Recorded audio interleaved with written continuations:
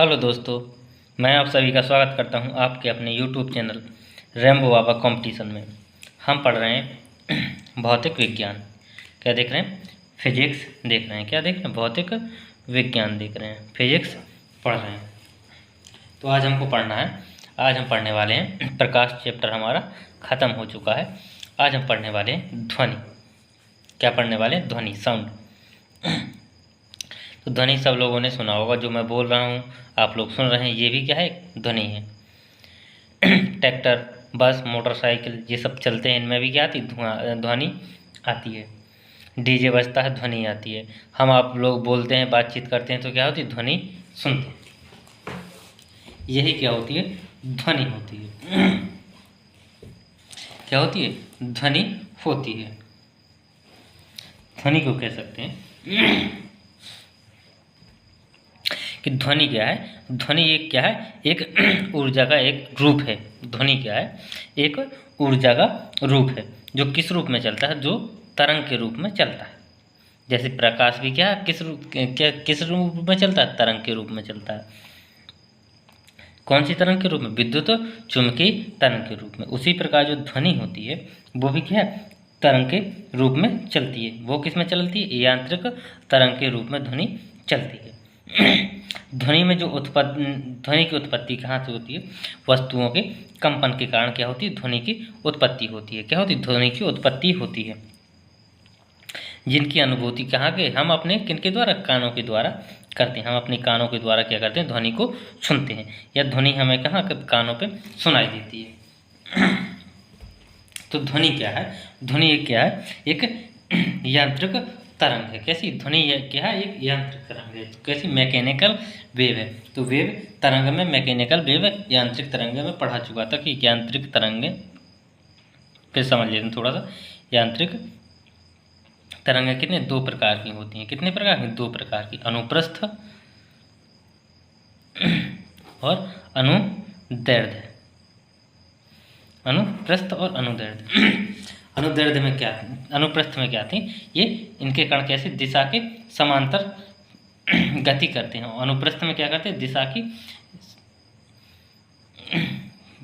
लंबवत कार्य करते हैं। क्या करते? दिशा के लंबवत कार्य करते हैं। तो जो क्या है ध्वनि है वो क्या है? ध्वनि कैसी?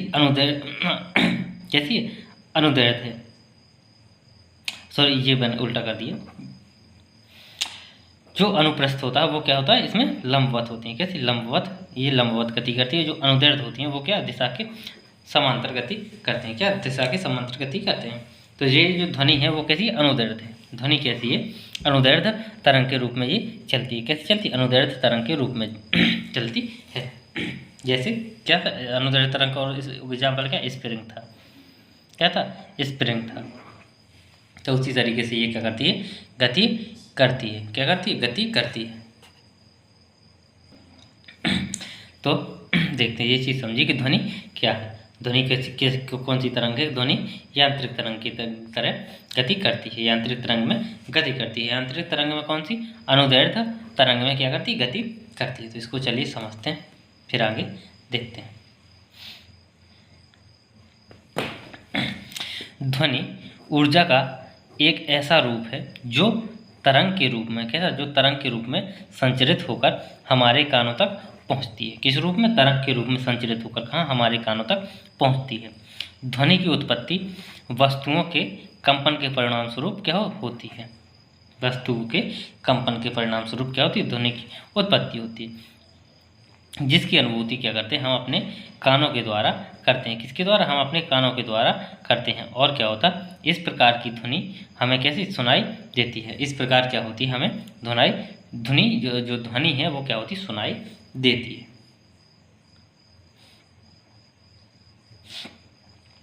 तो हम क्या कर पाते हैं? ध्वनि को सुन पाते हैं। अब जो ये रोज हो जाता है। अब जो ध्वनि है, ध्वनि कैसी? यांत्रिक तरंग है। ध्वनि कैसी है?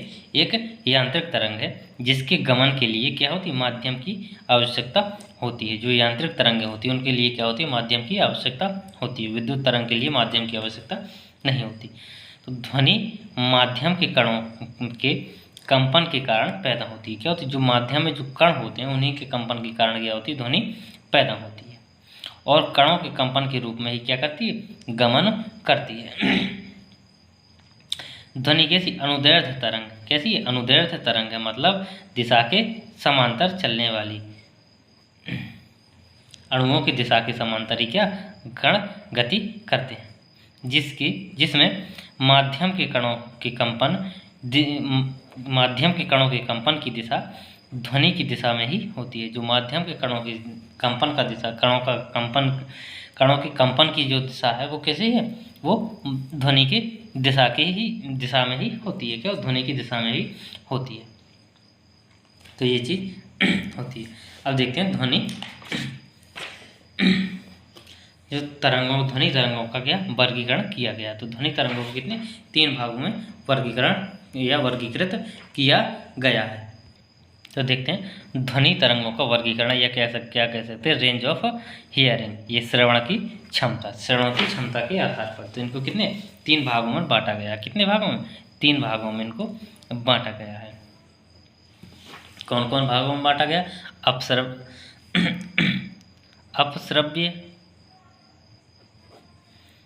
अपश्रव्य तरंग, कौन सी? अपश्रव्य तरंग, श्रव्य तरंग, अपश्रव्य तरंग, श्रव्य तरंग और पराश्रव्य तरंग। क्या? पराश्रव्य तरंग। जो अपश्रव्य तरंग है इनको क्या बोलते हैं? इन्फ्रा साउंड बोलते हैं। क्या बोलते हैं? इन्फ्रा साउंड बोलते हैं। और जो पराश्रव्य तरंग है इनको क्या बोलते हैं? अल्ट्रा साउंड बोलते हैं। अल्ट्रा साउंड बोलते हैं। क्या बोलते हैं? अल्ट्रा साउंड बोलते हैं। अब जो अपश्रव्य तरंगें होती हैं इनकी ये कितनी? ये 20 हर्ट्ज तक इनकी आवृत्ति कितनी होती है? 20 हर्ट्ज तक होती है। कितनी होती है? 20 हर्ट्ज। कितनी? 20 हर्ट्ज तक होती है। फिर क्या आती है? श्रव्य तरंग। तो श्रव्य तरंग कितनी होती? कहाँ तक इनकी होती है? 20 Hz से 20 हर्ट्ज से कहाँ तक? 20,000 हर्ट्ज तक। कितनी? 20,000 हर्ट्ज तक। कहाँ तक? 20,000 हर्ट्ज तक होती है। फिर आती है पराश्रव्य तरंग। तो पराश्रव्य तरंगें क्या होती हैं? 20,000 से अधिक की होती हैं। क्या होती हैं? 20,000 से ज़्यादा, 20,000 से अधिक। ये क्या होती हैं? 20,000 से अधिक Hz होती हैं। क्या होती हैं? सुन। तो जो ये 20 हर्ट्ज तक होती हैं ये क्या होती है? ये सामान्यतः हर किसी को सुनाई नहीं देती। तो इनको कौन सुन पाता है? इनको कौन? जानवर सुन लेते हैं। क्या होते हैं? जानवर इनको सुनते हैं। इनको क्या करते? कौन सुनता है? इनको सुनते हैं जानवर सुनते हैं। 20 Hz से 20,000 Hz तक कौन सुनते हैं? ये हम लोग आप आराम से सुन सकते हैं। क्या? इनको सुनते हम लोग जो मानव हैं इनको क्या मानव सुनता है। मानव क्या कर सकता? सुन सकता है। मानव सुन सकता है। जो पराश्रव्य तरंगें हैं इनको क्या कर सकते? इनको कौन सुनता है? इनको मानव नहीं सुन पाता। क्या होता है? इनको मानव नहीं सुन पाता। इनको इसका यूज कौन करता है? चमगादड़ करता है। चमगादड़ इसका उपयोग कौन करता है? चमगादड़ इसका उपयोग करता है। कौन करता है? चमगादड़। अब जो कौन सी है? जो अपश्रव्य तरंगें हैं ये क्या है? इनका प्रयोग कहाँ किया जाता है? इनका प्रयोग किसमें? इनका प्रयोग किया जाता है किस रूप में किया जाता है इनका प्रयोग? तो भूकंप। क्या? भूकंप से ये जो तरंगें होती हैं ये कहाँ से निकलती हैं या इनकी उत्पत्ति होती है? तो ये जो अपश्रव्य तरंगें होती हैं ये क्या भूकंप जब क्या होता है? भूकंप की जब उत्पत्ति होती है तो पहले कौन सी तरंगें निकलती हैं? अपश्रव्य तरंगें निकलती हैं। तो आप लोगों ने देखा होगा, क्या देखा होगा कि जब क्या होता है भूकंप आता है तो उससे पहले क्या होता है? जो जानवर होते हैं, जो बिल के अंदर वाले जानवर होते हैं वो क्या होते हैं? पहले से बिल से निकल के भागने बाहर आ जाते हैं। हाथी वगैरह होते हैं वो भी क्या करने लगते हैं? वो भी अपना स्थान छोड़ के दूसरी जगह जाने लगते हैं। तो जानवर क्या करते हैं? इनको ये जो अपश्रव्य तरंगें हैं ये जानवर सुन सकते हैं। चूहा हो गया, सांप हो गया, ये सब क्या है? ये इनको सुनाई देती है। तो इनको जो अपश्रव्य तरंगें हैं इनको सुनने के बाद जो भूकंप आने के कारण ये क्या करते हैं? ये बिल से पहले ही निकलकर बाहर भाग जाते हैं। अब इनका और प्रयोग किस में करते हैं करते हैं तो इनका प्रयोग करते हैं तो भूकंप और जो ज्वालामुखी है उसका अध्ययन करने के लिए। किसका? भूकंप का, ज्वालामुखी। तो ज्वालामुखी क्या निगरानी वगैरह करने में इसका प्रयोग किया जाता है। किसका? अपसर्प तरंगों का। पृथ्वी के जो गर्भ में जो उपस्थित जो चट्टानें हैं, पेट्रोलियम है, तेल वगैरह है, इनकी जांच पड़ताल करने के लिए क्या अपसर्प तरंगों का प्रयोग किया जाता है। हृदय की जो कार्य प्रणाली है तो हृदय की कार्य प्रणाली को भी समझने के लिए क्या किया जाता है? अपसर्प तरंगों का प्रयोग किया जाता है। और जो श्रव्य तरंग हैं तो ये क्या हम लोग सुनने के काम में ही आती हैं। ये क्या होती है? सुनने के काम में ही आती हैं। तो अब आती हैं पराश्रव्य तरंगें। कौन सी? पराश्रव्य तरंगें। तो पराश्रव्य तरंगों का प्रयोग कहाँ होता है? तो इनका प्रयोग कहाँ पे होता है? इनका प्रयोग उद्योगों में या औद्योगिक क्षेत्र में क्या होती है? सफाई वगैरह इनके द्वारा की जाती है। क्या की जाती है? इनके द्वारा सफाई वगैरह की जाती है। क्या कि इनका प्रयोग जब कहीं ऐसी जगह होती है क्या सफाई नहीं होती तो वहाँ पे क्या जब इतनी ध्वनि जाएगी तो उससे क्या होगा? कंपन पैदा होगा। क्या होगा? कंपन पैदा होगा। तो कंपन से जो कूड़ा होगा वो क्या होगा? बाहर आ जाएगा। तो उसकी सफाई की जाती है। इसमें क्या किसी धातु के टुकड़े अथवा क्या कर सकते हैं जो पाइप में जो दरारें वगैरह होती हैं उसका पता लगाने में भी किया जाता है पराश्रव्य तरंगों का। पराश्रव्य तरंगों का प्रयोग जो किडनी वगैरह में होता है क्या जो स्टोन वगैरह जिसको क्या बोलते हैं? पथरी बोलते हैं। पथरी वगैरह के तोड़ने में भी इन्हीं किरणों का इन्हीं तरंगों का प्रयोग किया जाता है। ये क्या पथरी व स्टोन वगैरह तोड़ने के प्रयोग में ये काम में आती हैं। पनडुब्बी हो गया, जहाज हो गया पानी के, और जो सुनार वगैरह होती हैं उनमें जो साउंड होते हैं उनका जो उनकी जहाँ उनकी क्या करने के लिए उनका पता लगाने के लिए कि कहाँ है उसका किसका पराश्रव्य तरंगों का प्रयोग करते हैं। जो चमगादड़ है वो क्या चमगादड़ भी क्या करता है? इन्हीं पराश्रव्य तरंगों का प्रयोग करता है। वो क्या अपने खाने भोजन को ढूंढने में, अपने एक स्थान से दूसरे स्थान तक जाने में तो क्या करता है? इन्हीं पराश्रव्य तरंगों का प्रयोग करता है। स्पीड कैमरा हो गया या स्पीड गन वगैरह हो गई, इनमें भी क्या इसी का प्रयोग पराश्रव्य तरंगों का प्रयोग किया जाता है। तो इतनी चीज़ों को इनको देख लेते हैं। इंफ्रासाउंड या अपश्रव्य तरंगें। कौन सी? अपश्रव्य तरंगें। कौन सी? अपश्रव्य तरंगें। भूकंप की ध्वनि तरंगें इंफ्रासाउंड के रूप में पहले पहुंच जाती हैं। भूकंप आने से पहले ही क्या होती हैं? तरंगें पहुंच जाती हैं, जिसे जानवर क्या कर सकते हैं? सुन सकते हैं। और सुनकर क्या करते हैं? अपने घर में या बिल से निकल कर क्या करते हैं? निकल आते हैं। क्या बाहर निकल आते हैं। इनका उपयोग किस लिए किया जाता है? भूकंप और ज्वालामुखी के अध्ययन एवं निगरानी रखने के लिए। किसमें? भूकंप और ज्वालामुखी का अध्ययन करने के लिए और निगरानी रखने के लिए इनका प्रयोग किया जाता है। पृथ्वी के गर्भ में उपस्थित चट्टानों और पेट्रोलियम की जांच पड़ताल के लिए भी इसका प्रयोग किया जाता है अपश्रव्य तरंगों का। हृदय की कार्य प्रणाली को समझने में भी क्या अपश्रव्य तरंगों का प्रयोग किया जाता है। अब देखते हैं अल्ट्रासाउंड का उपयोग। अल्ट्रासाउंड को क्या बोलते हैं? पराश्रव्य तरंगें बोलते हैं। क्या बोलते हैं? पराश्रव्य तरंगें। कौन सी? पराश्रव्य तरंगों का उपयोग। तो इसके द्वारा क्या तो औद्योगिक क्षेत्र में क्या सफाई की जाती है। किसी धातु के टुकड़े अथवा पाइप की दरारों का पता लगाने में भी इसका प्रयोग किया जाता है। अल्ट्रासोनोग्राफी जिसे क्या बोलते हैं? USG बोलते हैं में, और क्या इकोकार्डियोग्राफी में भी क्या इसका प्रयोग किया जाता है। किडनी में मौजूद स्टोन को तोड़ने में भी इसका प्रयोग किया जाता है। पनडुब्बियों एवं जहाज़ों में लगे सुनारों में साउंड नेविगेशन एंड रेंजिंग, उनको साउंड आवाज़ सुनने के लिए और क्या करने के लिए? उसको रेंज देखने के लिए, कितनी दूरी देखने के लिए इसका प्रयोग किया जाता है। चमगादड़ के द्वारा इको लोकेशन में भी प्रयोग किया जाता है। वो क्या कर सकता है? अपना जगह देखने के लिए, अपना भोजन पता करने के लिए किन्हें इन्हीं अपश्रव्य तरंगों का प्रयोग करता है। स्पीड कैमरा या स्पीड गन में भी अपश्रव्य तरंगों का प्रयोग किया जाता है। स्पीड ऑफ साउंड की या ध्वनि की गति देखते हैं। क्या करते हैं? ध्वनि की गति देखते हैं। तो कुछ चीज़ों में ध्वनि की गति होती है, उसको नोट कर लेते हैं कि किसमें कितनी ध्वनि होती है।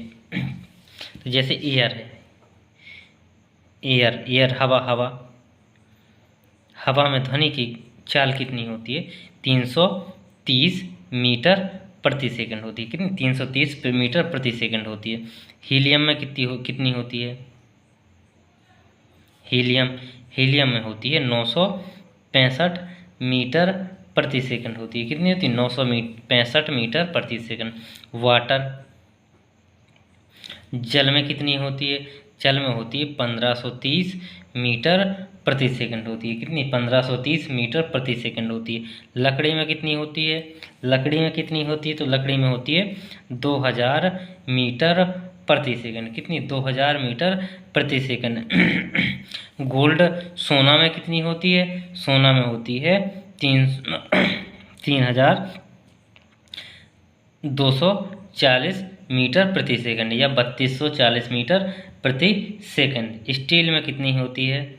स्टील में कितनी होती है? तो स्टील में होती है 5940 मीटर प्रति सेकंड होती है। कितनी? 5940 मीटर प्रति सेकंड होती है। तो ये क्या इंपॉर्टेंट है। हवा में कितनी होती है? 330 मीटर प्रति सेकंड। हीलियम में 965 मीटर प्रति सेकंड। वाटर में 1530 मीटर प्रति सेकंड। वुड, लकड़ी में 2000 मीटर प्रति सेकंड। गोल्ड, सोना में 3240 मीटर प्रति सेकंड। स्टील में 5940 मीटर प्रति सेकंड की होती है।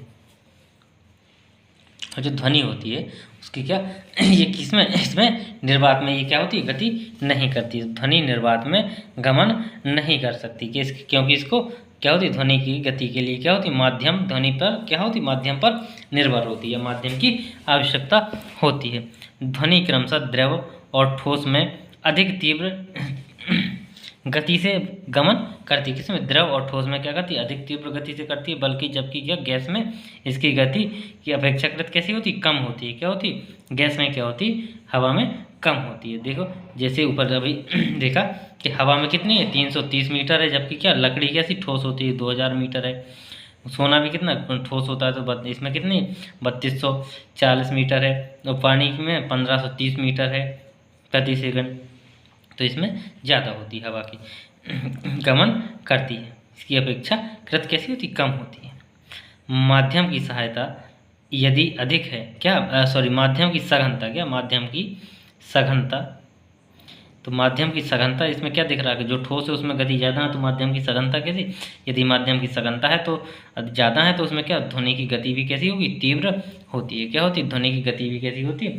तीव्र होती है। तो ये चीज़ आज हमने देखी ध्वनि। बाकी की चीज़ें हम ध्वनि के बारे में कल जानेंगे। ध्वनि की हवा में गति वगैरह, बाकी चीज़ें, और इससे जो एग्जाम्पल होंगे उसकी आवृत्ति वगैरह, पिच वगैरह, ये सारी की सारी चीज़ें हम कल इको वगैरह, ध्वनि का परिवर्तन, अपवर्तन, प्रतिध्वनि, ये सब चीज़ें हम कल पढ़ रहे होंगे। तो थैंक यू दोस्तों। क्लास अच्छी लगी तो प्लीज़ लाइक और सब्सक्राइब जरूर करिएगा। थैंक यू दोस्तों।